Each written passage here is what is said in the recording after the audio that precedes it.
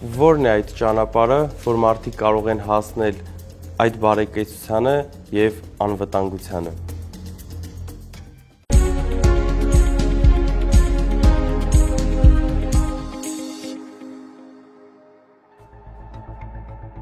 Պարոն Կարապետյան, բարև ձեզ։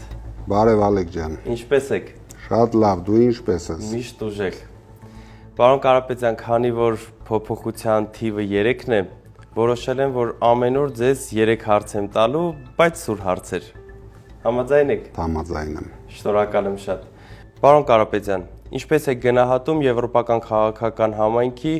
8-րդ համաժողովը Հայաստանում։ Հայերը միշտ եղել են հյուրասեր ժողովուրդ։ Նախկինում էլ եղել են շատ միջազգային համաժողովներ եւ այլ առիթներով հյուրընկալել են միջազգային խոշոր կազմակերպությունների, շատ երկրների ղեկավարների, բայց ինձ անհանգստացնում է, որ այս համաժողովը նվիրված է փոքրիկ խմբակին,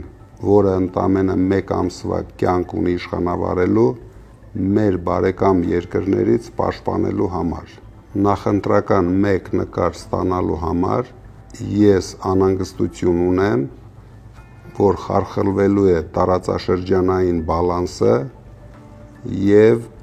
մեր ժողովուրդը կարող է դրա համար վճարել։ Նույնպես անհանգստություն ունեմ, որ դա կարող է բացել 300,000 ադրբեջանցիների մուտքը Հայաստան։ Պարոն Կարապետյան, երեկ մենք այց ունեցանք Գյումրի եւ մեր հայրենակիցներին շատ անհանգստացնող հարցեր կան եւ ունեն մեծ բողոք թե իրենց կյանքից, թե այս իշխանականներից։ Ինչ եք կարծում, առհասարակ մեր հայ ժողովրդին ինչն է անհանգստացնում։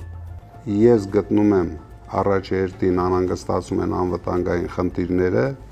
եւ իրենց կյանքի բարեկեցությունը։ Իսկ ինձ անհանգստացնում է երկրի աղքատության մակարդակը եւ դրանք հաղթահարելու ճանապարհները, որոնք մենք ցույց ենք տվել։ Երրորդ վերջին հարցս. Որն է այդ ճանապարհը, որ մարդիկ կարող են հասնել այդ բարեկեցությանը եւ անվտանգությանը։ Համար 3։ Այո։ Շնորհակալ եմ շատ, պարոն Կարապետյան։ Ես էլ եմ շնորհակալ։ Ձեզ լավ օր։